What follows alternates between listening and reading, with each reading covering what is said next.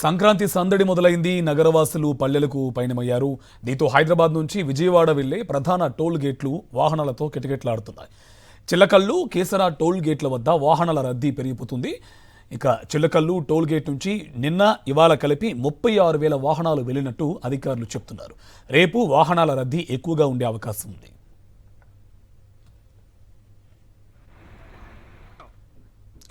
Latest updates మా correspondent Mahender Kesara toll plaza వద్ద నుంచి అందిస్తారు.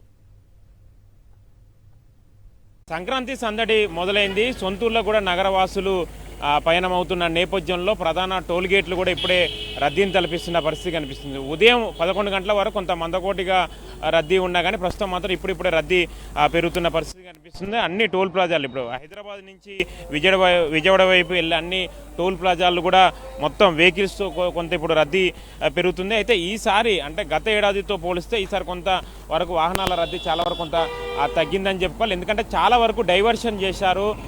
హైదరాబాద్ నుంచి వచ్చే వెహికల్ ఇటు సూర్యాపేట మీదుగా ఖమ్మం వైపు చాలా వరకు డైవర్షన్ చేసిన నేపథ్యంలో వాహనాల రద్దీ కొంత తగ్గిందని చెప్పుకోవాలి. ప్రధానంగా సూర్యాపేట ఇటు వైజాగ్కు సంబంధించి వైజాగ్ అదేవిధంగా రాజమండ్రి ఇటు వెళ్ళే వాహనాలకు సంబంధించి మనం చూసుకుంటే ఎక్కువగా ఇటు గ్రీన్ఫీల్డ్ ఖమ్మం వచ్చిన తర్వాత ఖమ్మం నుంచి బోనకల్లు అక్కడి నుంచి గ్రీన్ఫీల్డ్ రైట్ సైడ్ ఉంటే గ్రీన్ఫీల్డ్ కొంత వర్క్స్ నడుస్తానే కొంత క్లియర్ అయిన నేపథ్యంలో అక్కడ బోనకల్ దగ్గర ఎక్కి జంగారెడ్డిగూడెం దగ్గర దిగుతున్నారు. అక్కడి నుంచి కూడా రాజమండ్రి అదేవిధంగా వైజాగ్ అమలాపురం వెళ్తున్న పరిస్థితి కనిపిస్తుంది. వెహికల్స్ చాలా వరకు ఇలా ఉదయం నుంచి చాలా వరకు వెహికల్స్ అటువైపు వెళ్ళిన నేపథ్యంలో విజయవాడ నుంచి హైదరాబాద్ నుంచి విజయవాడ వైజాగ్కు సంబంధించి రాజమండ్రి వెళ్ళే వాహనాల రద్దీ కొంత తగ్గిందని చెప్పుకోవాలి. దీనితోడు నందిగాం వై జంక్షన్ వద్ద కూడా కొంత అక్కడ ఫ్లైఓవర్ సంబంధించిన వర్క్స్ సంబంధించి పెండింగ్ ఉన్న నేపథ్యంలో అక్కడ కొంత ట్రాఫిక్ సంబంధించి స్తంభిస్తుంది. దీంతో వాహనాలకు సంబంధించి కూడా రాకపోకలకు సంబంధించి కొంత అంతరాయం ఏర్పడుతున్న పరిస్థితి కనిపిస్తుంది. బిజినెస్ మ్యాన్ కానీ ఇటు పారిశ్రామికవేత్తలు కానీ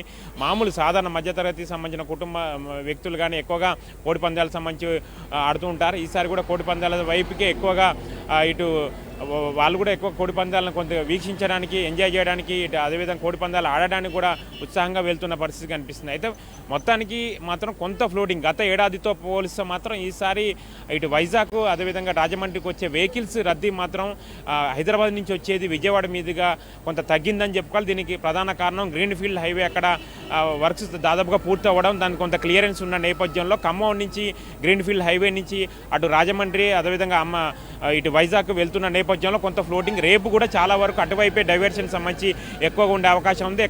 రాజమండ్రి కానీ ఇటు వైజాగ్ వెళ్ళేవారు ఖమ్మం మీదుగా హైదరాబాద్ నుంచి వచ్చి ఖమ్మం మీదుగా బోనకల్ అదేవిధంగా బోనకల్ దగ్గర రైట్ సైడ్ సంబంధించి రోడ్ తీసుకొని రైట్ సైడ్ నుంచి గ్రీన్ఫీల్డ్ హైవే ఎక్కి అక్కడి నుంచి పోవచ్చు అన్నది కూడా కొంత సూచనలు సంబంధించి ఇస్తున్న పరిస్థితి కనిపిస్తుంది. కొంత దూరభారం పెరిగినా కానీ కొంత ట్రాఫిక్ సంబంధించి చాలా వరకు క్లియరెన్స్ ఉండే అవకాశం ఉంటుంది. జంగారెడ్డిగూడెం నుంచి కూడా అక్కడ దిగిన తర్వాత అటు నుంచి అమలాపురం కానీ కోనసీమ వెళ్ళే మొత్తం ప్రాంత ప్రజలు మొత్తం అటువైపుగా వెళ్ళే అవకాశాలు చాలా వరకు ఈజీ ఉంటాయి. ఇవాళ చాలా 50% వరకు కూడా అటే వెళ్ళిన నేపథ్యంలో రేపు కూడా ఫ్లోటింగ్ సంబంధించి ఎక్కువగా అటే ఉండే అవకాశాలు కనిపిస్తున్నాయి. కెమెరా పర్సన్ సతీష్తో మహేందర్, సాక్షి టీవీ, కీసరా టోల్.